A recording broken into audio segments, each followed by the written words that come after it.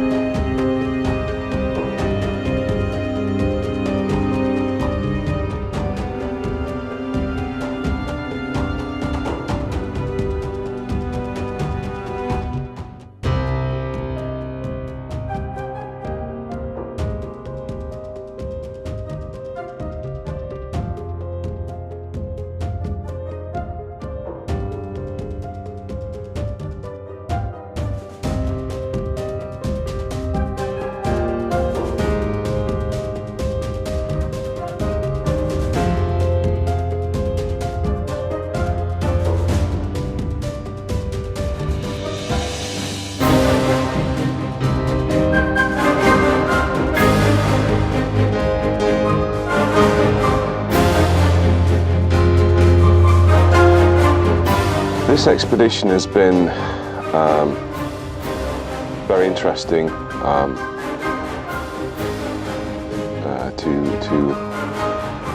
be part of the group, to work together, to get to know different nationalities, to get to know different characters, people who you would never meet. But to be working together for one really good reason makes your life richer. I am still surprised about the capabilities of the local diggers company to find these mass graves or the battlefields and have this detective sense to find out and discover. For example, the last digging what was performed, it was based on discovery of some of the simple metallic plaque where there was just scraped names of the Russian soldiers, and based on that they figure out where the mass graves could be. And 1 year ago, when we dig out the mass grave with the Russian soldiers, it really made an enormous impression on me to put so many young people out of the earth. It was really incredible. Today, almost a year later, we reburied them. We went to the digging site where the organization had spent a lot of time trying to organize, to get permissions, landowners' permissions. Sorted the whole area out, moved the trees away, everything that we wanted to do. And we've got a big excavator that actually takes the topsoil off. And you could see the colour changing, and he was watching really well, and you could see the perfect places. He was there looking and stop. And people would jump in the hole and start digging. And suddenly, in this space, you were finding bones. Soldier lying on soldier, lying on soldier. Yeah. And as soon as you find something, you make sure that this soldier that you're actually trying to excavate goes into the right crate, because it's very important that the same soldier, all the parts are in the same bag.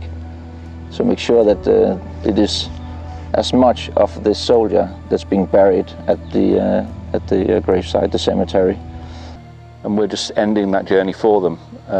We started when we recovered them from the soil, and now the journey ended yesterday when we were able to carry them to the grave and bury them, and with our own spades our own. We dug them out and now we're reburying them. The circle is complete. But it was a very good feeling to see these men, these soldiers, getting their final resting place. They will have their names.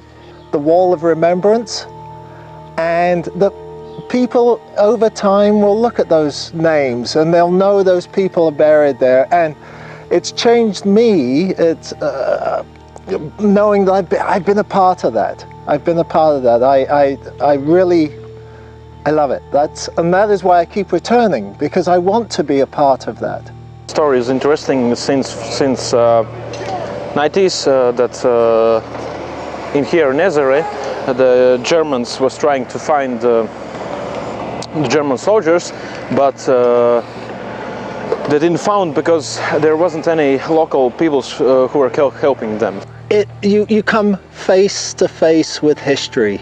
You're there, you're seeing the soldiers that fought 70, 75 years ago.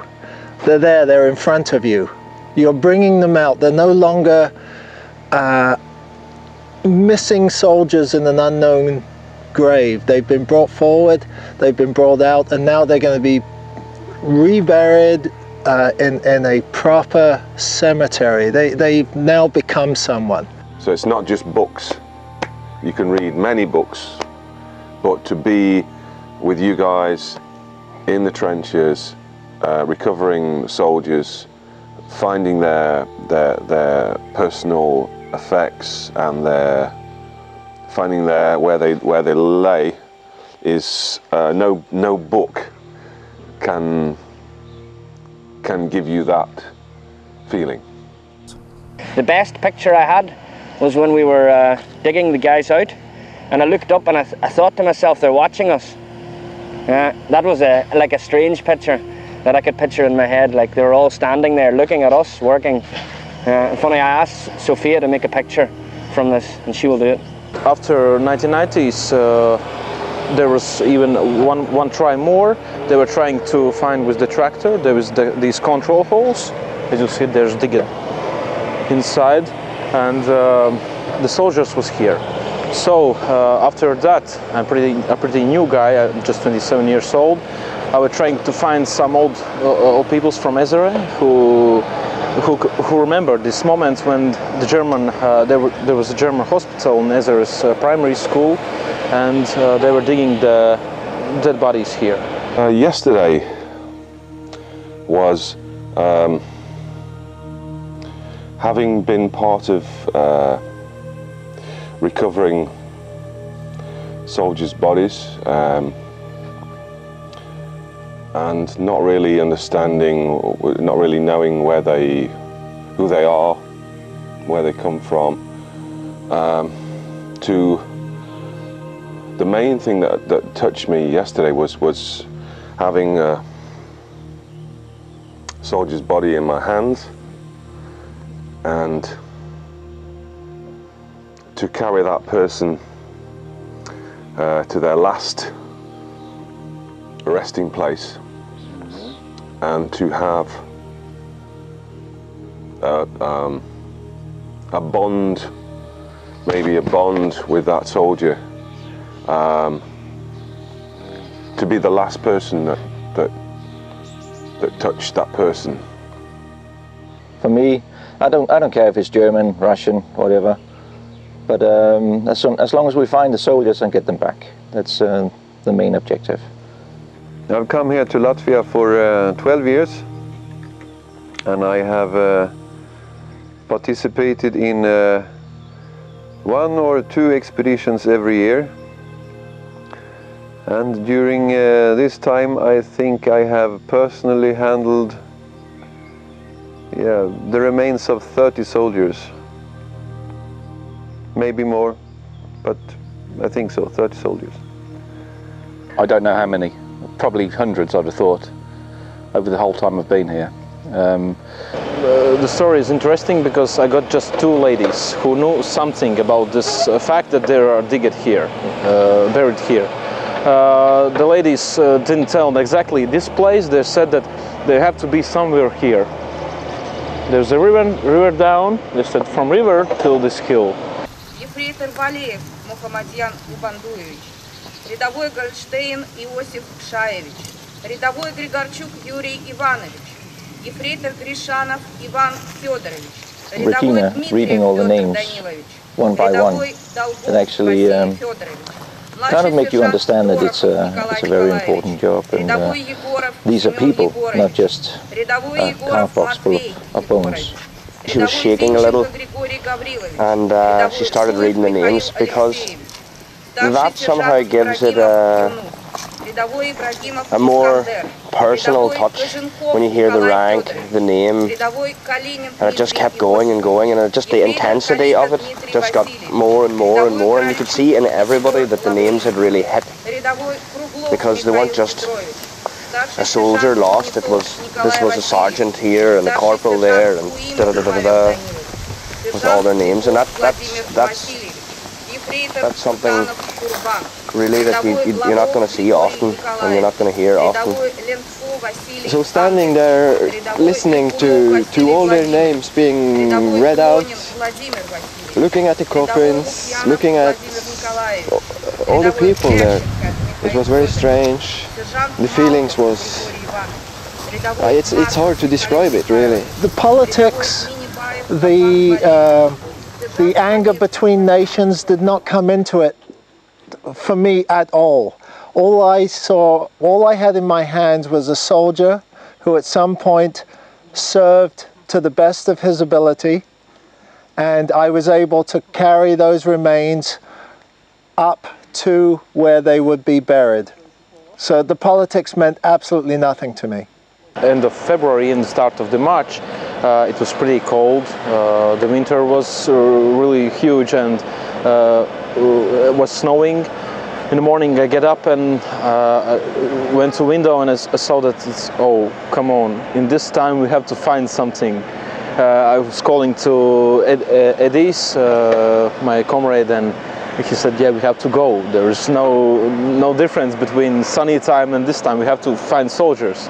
And we came here, we made some, a bit like a control holes to find if there is a change at this ground, but there wasn't. So after 2 hours, we saw that there is two small puddles. They look exactly like car tires inside with the water on top. The guys said we have to try to dig something there. The first Agatis was trying to dig inside, and after around 50 centimeters he found a coffin. So there was soldiers. The first two, these dog tags was rotten because they were in the coffins, and just the third one, this dog tag was really good. So after that we called to Thales, and so after that this happened here. But what especially touched me, yesterday after digging up the German soldiers, we visited the German military cemetery here in Courland. There was a guest book with several entries in German by family members. Some of them had been searching for over 70 years to find their lost relative, and they finally found them back. Especially the last entry in the guest book was very touching. It was from a lady that after 70 years finally visited the grave of her father. She wrote something like, finally I got an opportunity to visit your grave. You have two great grandchildren that are growing up in 70 years of peace. And then you realize that's what we do it for. That's what Legenda does it for. To give those soldiers that they dig up a last resting place. And for me that's an honor to be part of that. One of them, eh? Well, it should be, but you check that one, yeah? Yeah, I've checked all of those. And there's none over there, so